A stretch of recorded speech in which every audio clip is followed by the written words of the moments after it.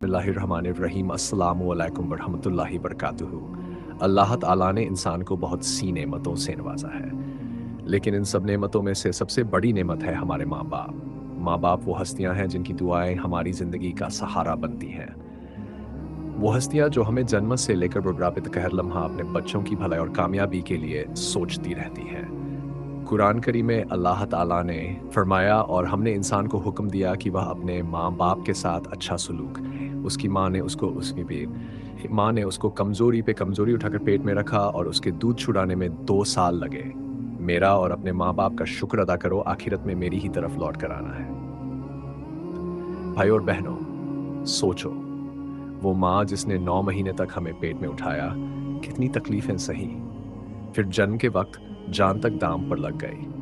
फिर रात रात भर जागकर हमारी नींद पूरी की। और वो बाप जिसने अपनी ख्वाहिशों का गला घोंटकर हमारी ख्वाहिशें पूरी की, धूप बारिश में मेहनत की ताकि हमारे सिर पर छत हो, हमें रोजी मिले, हमें तालीम मिले।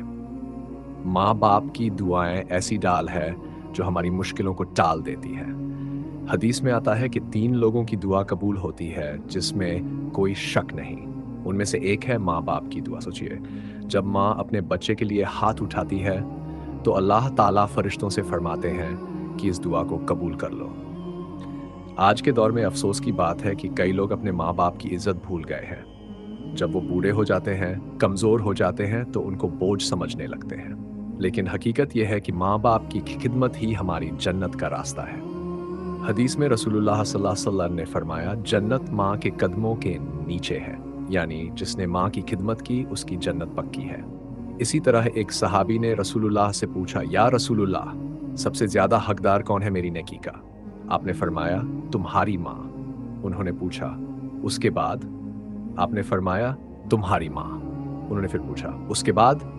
आपने फरमाया, तुम्हारी माँ। फिर चौथी दफा आपने फरमाया, तुम्हारे बाप। यानी माँ का हक इतना बड़ा है कि 3 बार उसके बाद बाप का जिक्र किया गया।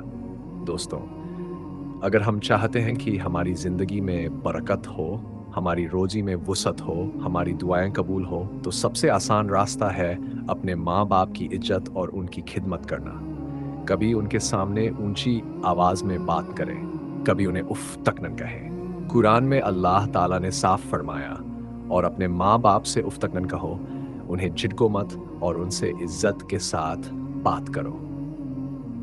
तो दोस्तों, अपनी जिंदगी में माँ बाप को कभी मत भूलो। अगर वो जिंदा है तो उनकी खिदमत करो, उनकी दुआएं लो, उनके साथ अच्छा सलूक करो।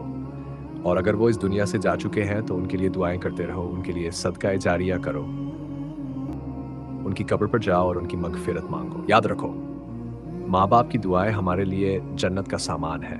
अगर हमने उनका हक अदा कर दिया तो दुनिया भी हमारी होगी और आखिरत भी।